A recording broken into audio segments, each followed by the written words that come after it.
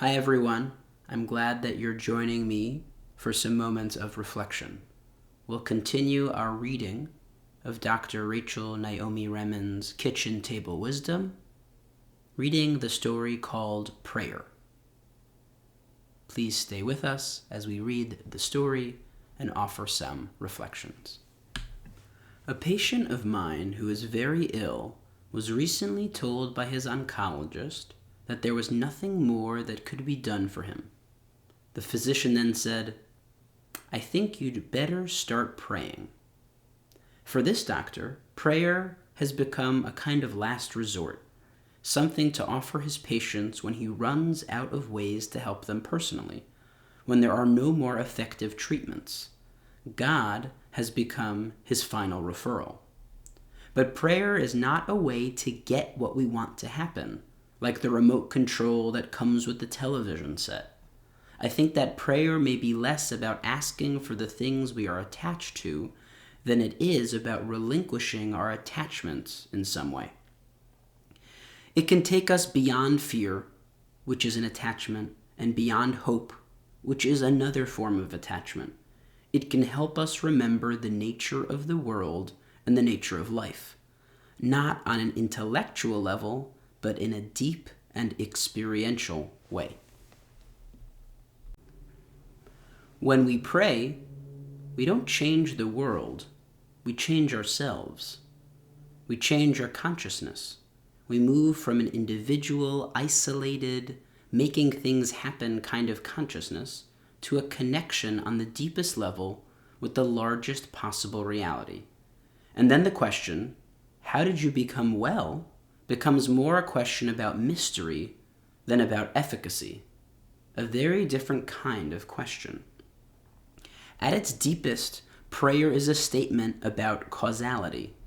Turning toward prayer is a release from the arrogance and vulnerability of an isolated and individual causality.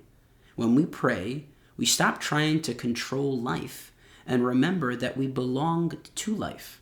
It is an opportunity to experience humility and recognize grace. Sometimes the most powerful prayers are also the most simple. Once, when I was lying on an operating table waiting for anesthesia, one of my surgeons took my hand and asked if I would join him and his operating team in a prayer. Startled, I nodded.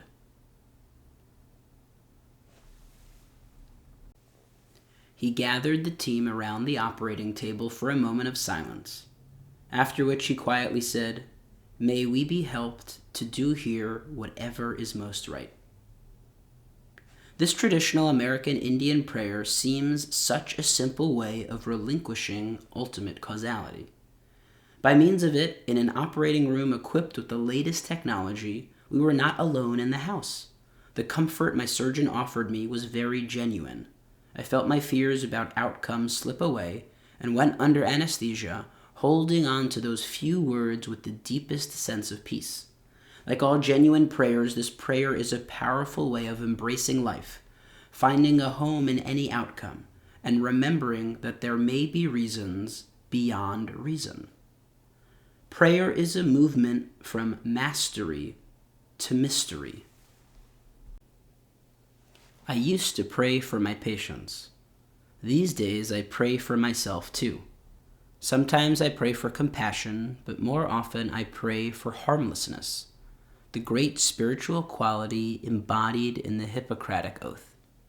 As a human being, I know I can never hope to have the depth and breadth of perspective to know whether any of my actions will ultimately harm or heal. Yet it is my hope I may be used to serve a holy purpose without ever knowing. So sometimes, before I see a patient, I offer up a little wordless prayer, understanding the suffering is beyond me, understanding the healing is too. But in this moment, I am here. Use me. How do you approach prayer?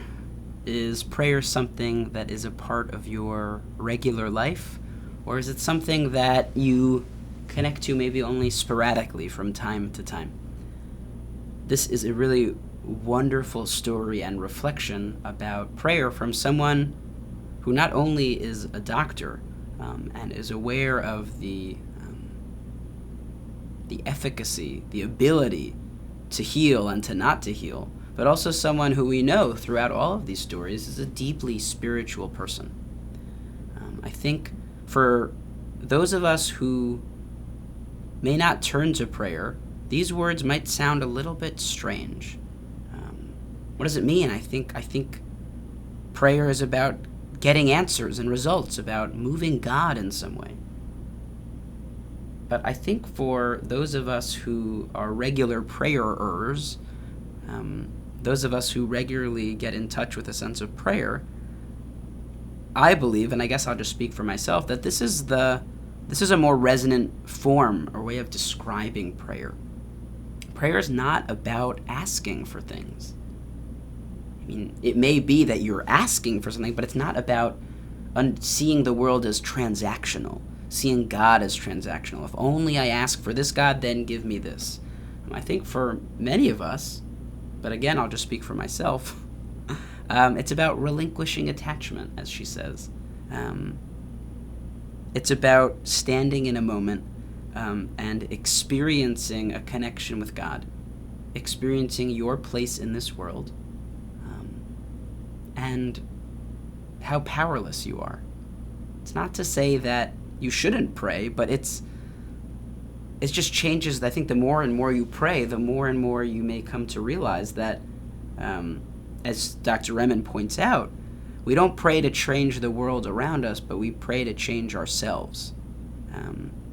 We enter into a moment of prayer because it's unlike our day-to-day lives. Our day-to-day lives are about this for that, about black and white, about if I do this, then this will happen, results, outcomes, actions. But prayer enters us into a moment of mystery. As we've said before many times, that is where God is to be found, in the perhaps grandness of the world or unexplainableness of life. I think often in my practice of prayer, but also particularly in my role as a rabbi and as a chaplain, I'm often called upon to pray. And I think what I'd like to say in those moments, or what I imagine people are saying, is that, I don't have the right words. Rabbi, you have the right words. Speak the right words. Pray the right words for me. And I take that responsibility very seriously. But what I would like to say in those moments is that you have the right words. It doesn't have to be grandiose. It doesn't have to be elaborate. It doesn't have to be poetic. It just has to be. Dr. Remen ends her story with talking about how the beauty of a simplistic prayer, a prayer that's simple, the prayer that her surgeon said something along the lines of, may we all be helped to do the best that we can. That's it. And that can be such a resonant prayer. And so I guess I want to offer that to each of us, whether the last 4 minutes of reflection have felt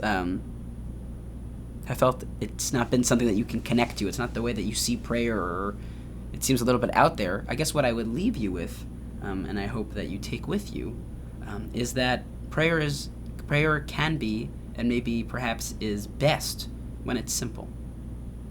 When it talks about what's going on in simple terms, and really never worrying about trying to find the right words. Okay, there's a whole lot more to think about with prayer, but we'll pause here. So I wish you a good day, a time of introspection, reflection, and prayer, and I will see you soon. Be well.